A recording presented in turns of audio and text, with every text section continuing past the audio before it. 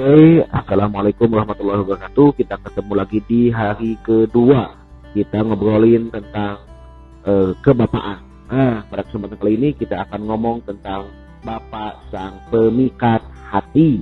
Setelah kemarin kita ngomong tentang role model seorang bapak yang ketika dia tidak bisa menjadi sebagai role model, dia sesungguhnya sedang beternak banci di rumahnya bagi anak laki-laki. Dan tentunya dia sedang beternak anak perempuan yang tidak tahu cara memilih pasangan kelak di kemudian hari.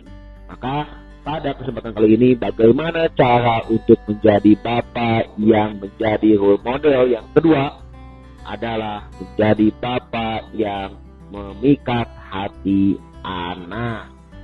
Kita tahu bahwa hati adalah raja di dalam tubuh manusia, sekalipun tanpa pemilihan dan tanpa pilkada.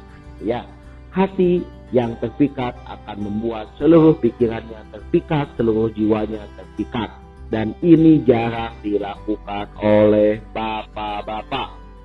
Cirinya adalah ketika anak menghadapi masalah, ketika anak menghadapi situasi sulit, dia sudah berkata, kata bapak saya atau kata ayah saya. Itulah ciri bapak yang sudah memikat anak-anaknya, memikat hati anak-anaknya. Manakala dalam situasi sulit anak belum bisa mengatakan itu, berarti ada PR besar bagi seorang bapak untuk memikat hati anak-anaknya. Nah, maka pada kesempatan kali ini, bagaimana cara memikat hati anak tersebut, sebagaimana Nabiullah Ismail alaihissalam dan Nabiullah Ibrahim alaihissalam ketika akan hendak disembelih, beliau pun ingat perkataan dari ayahnya. Nah, langsung saja bagaimana solusi supaya dapat memikat hati, karena hati adalah raja sekalipun tanpa mahkota dan juga tanpa pilpres, tanpa pilkada.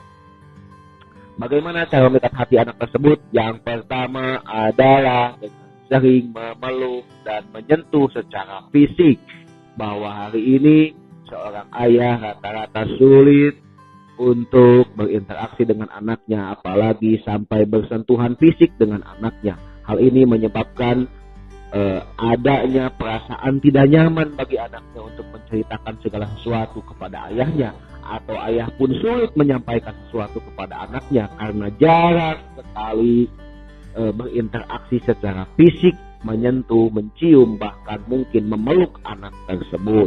Kehilangan ini sama dengan kita membiarkan anak kita larut dengan gadget, larut dengan kehidupannya.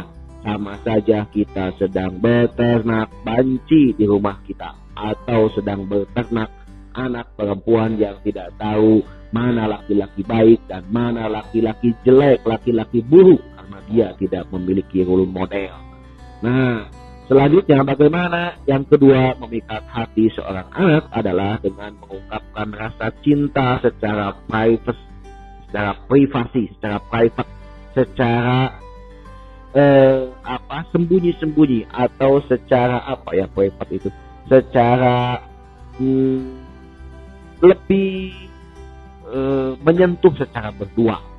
Ngobrol dengan anak, berbisik kepada anak bahwa saya sayang kepada kamu, bahwa saya sangat mencintaimu, bahwa saya sangat menyayangimu. Itu jarang disampaikan oleh seorang bapak kepada anaknya.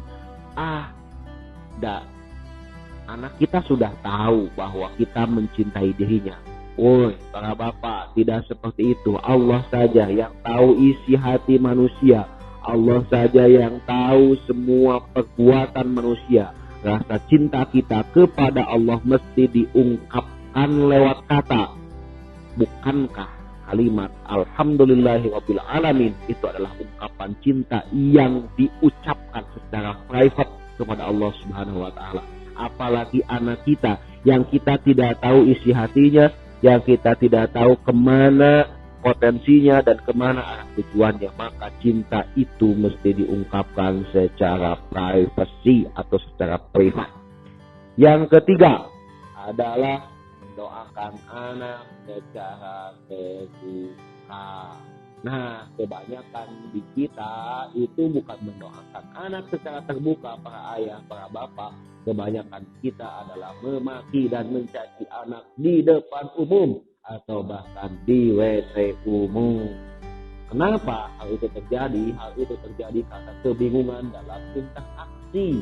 Kita kebanyakan justru membuat renggang hubungan dengan memaki anak di depan umum, mencaci mereka, mengeluhkan tentang semua sifat mereka di depan umum. Justru ini terbalik. Kalau bapak mau menasehati, kalau bapak mau membetulkan anak, jangan sesekali di tempat-tempat umum, apalagi di WC umum, itu bau. Maka kalau mau menasehati itu di ruang-ruang privat.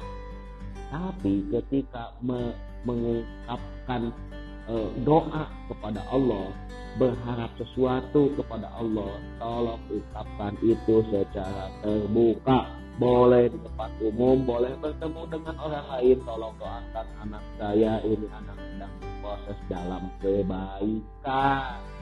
Yang terakhir, yang keempat, ini adalah cara memikat hati anak. Yang keempat adalah dengan berlapang dada, bahwa setiap anak memiliki kelebihan, setiap anak memiliki kekurangan. Tentu yang kita lihat adalah kelebihan yang pertama sebelum kekurangannya.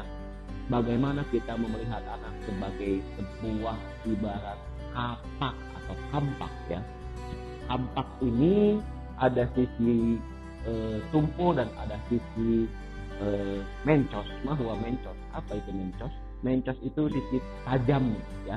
Ada sisi tajamnya, manakala sisi tumpul ini digunakan untuk hal-hal yang baik, maka tumpul ini pun menjadi berguna. Dan apalagi kalau ada sisi tajamnya, ketika ada sisi tajamnya yang digunakan, maka tajam ini akan sangat bermanfaat sekali. Begitupun anak kita. Anak-anak kita itu punya sisi tumpul dan punya sisi tajam. Bagaimana kita menggunakan tumpul itu, menerima ketumpulan itu dan memanfaatkannya untuk tetap berguna. Dan bagaimana kita mengasah yang tajam itu supaya tajam itu lebih bermanfaat.